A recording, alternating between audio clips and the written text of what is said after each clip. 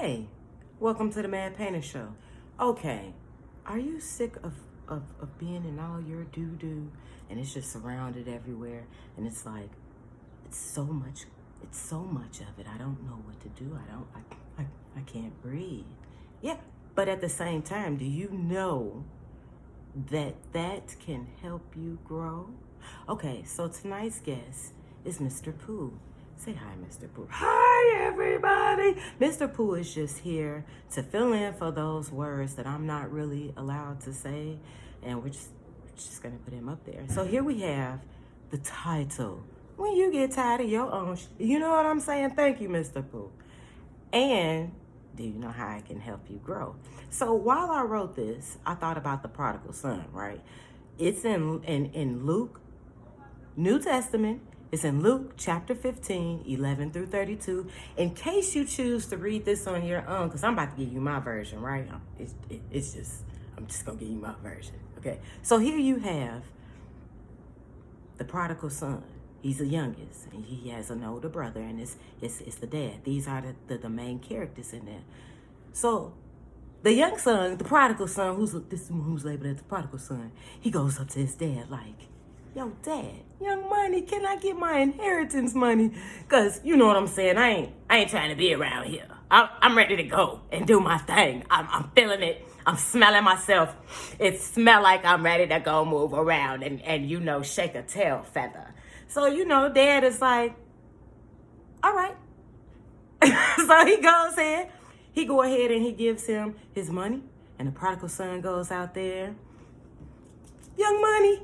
You know what I'm saying? He going through that inheritance money like it ain't nothing.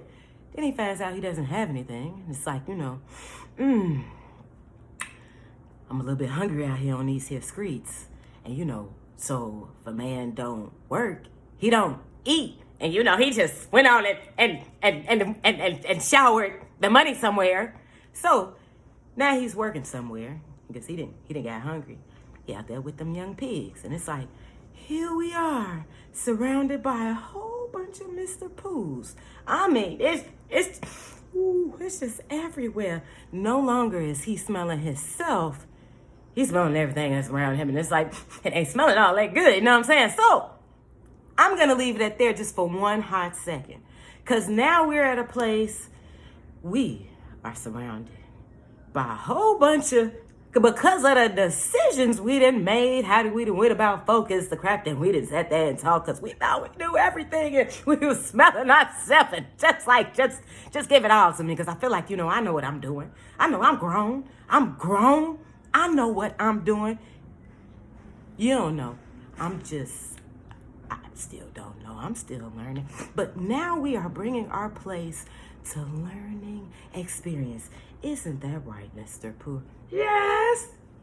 We're not about to do that if you see it in any of my other videos. But anywho, so I want you, if you have a pen and a piece of paper, if you are a note writer, you need to jot some of this down, because this is what I want you to keep in mind, right? Okay, we have the be real, start to deal, and then just chill. And I'll explain it. So, in the be real, we're starting off with the know thyself. Now, keeping in mind, we are, because we can't smell nothing else but Mr. Pooh, because Mr. Pooh is pungent, and he has a way of rising to the surface, and it's like, honey, unless you smelling yourself trust, I don't care how funky you are, you can get yourself in situations where you can't even smell that funky. Do you hear what I'm saying? So let's bring it back. I apologize. I just took a shower. I got fresh deodorant. So here we are with the being real. And I'll go right back to this, having conversations with yourself. You have got to sit down and have those hard talks with yourself. You have to ask yourself the whys. What is and the what's and the hows. And in going in, as you're going about doing these things, you really want to Practice being honest with yourself. Open up. Be asking yourself, why am I doing this? And as you are reflecting on these things, you are not, no one else is in the picture. I mean, since we grown and we thinking about ourselves where it's nobody else involved and it's just us, well, damn it, let's do it right now. Let's actually do that and think about ourselves for real, for real. I mean, it's nobody, it's no one there but you, the air, and we had this conversation as far as talking to yourself. Go back to those past videos. I only got like 4 or 5 of them right now, but you know, just go back and look, and it'll give you the information. So in having these talks with yourself, you're being real about your weaknesses. You're being real about your desires. You're being real, and you're totally eliminate the temptation, the why that somebody so-and-so made me do that. No, we're just going to eliminate that whole thing out of there, and we're just going to look at self and looking at why you're making the decisions that you're making. And aren't you getting tired? This is like the point that we have to get. Aren't you getting tired of some of those decisions that we're making? And they're really not. I mean, they'll temporarily make us feel good. Temporarily. But later on down the line, you've learned that it doesn't feel good. So it's like now it's getting to the point. When are you going to get tired of Mr. Pooja's, always being the result of your actions? So you want to be paying attention to the you are tired of. You know what I'm saying? So, and I also observing what makes you do the things that you do, and just solely looking at you. Okay. So now we have this, because I'm trying to figure out where should I bring it. I'm just going to bring it in now since it came to mind. Now, so with this prodigal son, if you are to read this is part where he is just like, in this, all this crap. It takes a point of humility to bring that pride down, snatch it down off that pedestal, because you have to admit and recognize where you've done wrong, where you've made mistakes, where you've been at. So in this, the start to deal area is talking to God and seeking out his wisdom. Okay? So first, and how we're going about doing this is we're believing. You're believing. We have all this stuff that is going on with social media, with the aliens and the spiritual beings, which all this stuff is in the Bible, by the way. None of this stuff is brand new. So there are these things that you already kind of believe in, which people will have you believing in it for fear purposes. But this is not why we're having a conversation about God, and as far as in talking to him and seeking out his wisdom. Because in developing this relationship, in getting to know him, you start to see that he is telling you the truth. Because I mean, you know what it feels like when you've been lied to.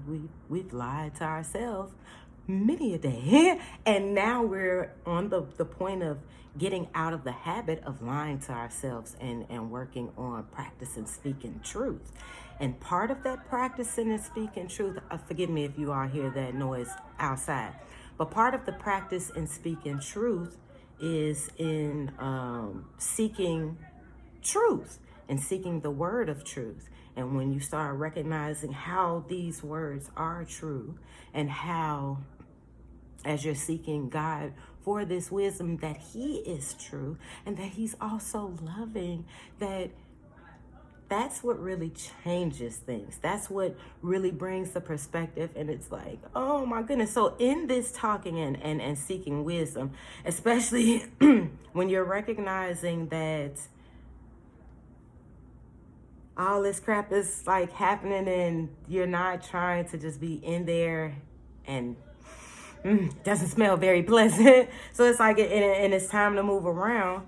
So when you're reading his word, you also want to give, and also talking to him, you want to give him an opportunity to answer you. You're expecting him to answer you. You're believing he's going to answer you. And at the same time, you're also expecting confirmation. And in expecting confirmation, you are expecting to hear this message or this word from another source, as especially a source that's connected to God, but that has no idea what's going on with you. It's just like that came out of nowhere. But from experience, I've also received that source from the TV, the radio, from random people, from signs, so it's be open to the answer. Okay? So the other thing is asking for forgiveness. So when you're at a place and you're tired of this, it really takes for you being tired of it.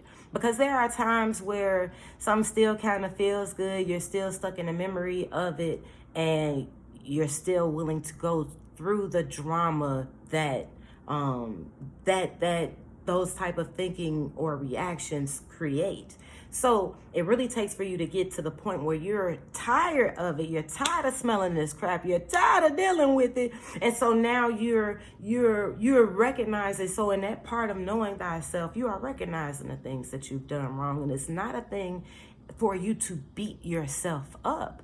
No, this is a part where you're recognizing where change needs to come. So in looking this up, the serenity prayer is what came to me. There are multiple serenity prayers, and I've also heard of AA members, Alcohol Anonymous, them in using this prayer during their recovery process. I was trying to think of the word. So I have one by Reinhold Niebuhr, I believe that's how you pronounce his name.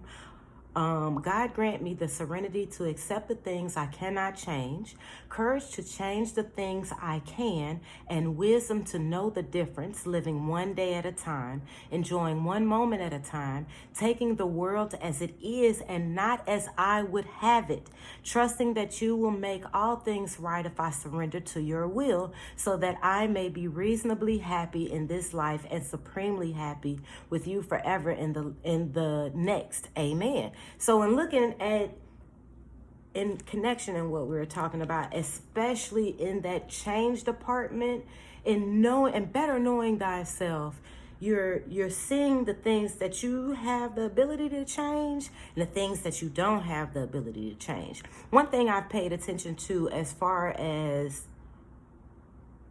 the beginning of my relationship with God and how it is now. When I first started, was contemplating of, I'm going to join, I'm going to be with God and this, that. I'm thinking I had to get myself right because I'm preparing. I'm going to be 100 with y'all. I'm preparing for a boring life. And I felt like I had to get everything out and get in because I felt like I had to be ready to go to God. It's more like a thing when you go to him, he gets you ready for life. He gets you ready for him. He gets you ready for everything else. So it's not a preparation thing that you can do to get prepared for him. It's more, and really, if you do prepare for anything, you're preparing your mind in the believing the awesomeness and amazingness of things that can be shown to you. That's really what you're preparing for, because this life is not boring at all. When you're living by what you think, you know what is good, and this is the habits that you're doing every day, and it's like, this is what I'm supposed to give, so this is what what we're learning now is that we're learning how to be sensitive to the spirit and learning how to our spirit and learning how this connection with God completely changes life, changes, and it helps you, it changes your perspective, at least in my opinion. Other people have others, but y'all on my page. Amen. So, When you're letting go of your pride and asking for forgiveness and putting yourself in a habit of being thankful, recognizing the things. See, when a prodigal son was in the poo-poo place with all these pigs, and I mean, I'm sure pigs aren't the best smelling things in the world. So it's like you get to a place of reflection, you understand if this man was able to come from a place where he could ask for his inheritance.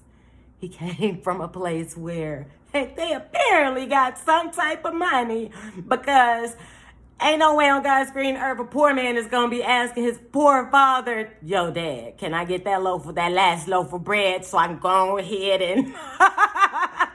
So, no. He came from a place where they had some money. So he was able to experience a place where he had some money and hit rock bottom. And he wanted to come back to a place of abundance. And that's what this is about. It's coming back to a place of abundance. We may not have recognized that place of abundance at first, but you definitely have recognized the place of lack. And now is the time of recognizing the place of abundance. So being a place of asking for forgiveness and practicing thankfulness,